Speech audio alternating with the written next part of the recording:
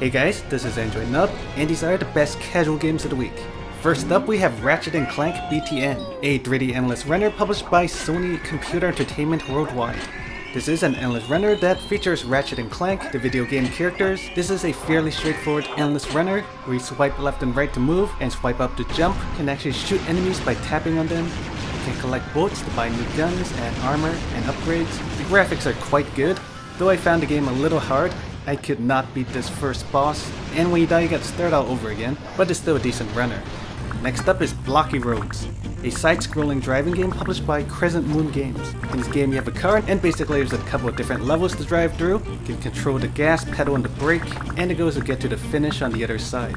There's obstacles like hills and ramps, and you're likely going to crash along the way, but you use the coins you collect to upgrade your car, which increases your chance of finishing the level. There's some stuff you can collect to decorate your farm. After a while you gotta pay real money to unlock new levels, but it's a free game to try out with very nice and colorful Minecraft-like graphics. Next up is Elemental Kingdoms, a card-based RPG published by Perfect World Entertainment. In this game you go through the stages of different maps. There's a lot of different maps. The combat is fairly automated. You just place your card there and it automatically attacks. Your card attacks the enemy card in front of it. If there's no card in front of it, your card will attack the enemy's life points directly. There isn't too much strategy since it's fairly automated. You just play your cards and watch them attack each other. Although different cards do have different skills, so you gotta choose like the best cards to use. I do like that before each stage there's some story elements in which your character talks to party members and stuff. Next up is Hero Siege, a 2D survival game published by Panic Art Studios.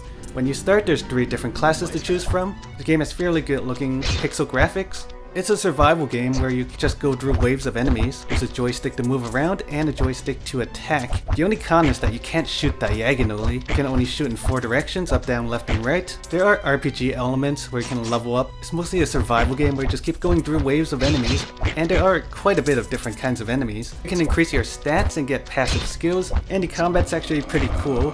This is a cool casual game to check out. Next we have Monster Pet Shooter, a 2D puzzle-based RPG published by Happy Mage. This is a pretty cool game for people of all ages that you can pretty much play anywhere. You collect these cute little monster pets, and you go through stages of different maps where you go through waves of enemies. The combat is puzzle-based. You match up the colors. Different colors refer to the elements of your monsters. It's pretty fun. You match up the colors to attack the monsters. There's some cool effects. After a couple waves of enemies, there's a boss battle, and there's also different pets to add to your party. You can upgrade them, evolve them, and that kind of stuff. Really fun casual game to check out. Next is Call of Mini Infinity, a 3D third-person shooter published by Triniti Interactive. This is a cool online third-person shooter with kind of cute blocky graphics. There's a couple of different modes like Team Deathmatch and King of the Hill. Personally, I found the game a little unfair. This game is extremely pay to win, and the game matches you up with high levels that have way better guns than you do. But the game has a good amount of players to play with. It's kind of fun when you're playing against people your own level, but there's always those high levels with like cash shop guns that pretty much dominate you.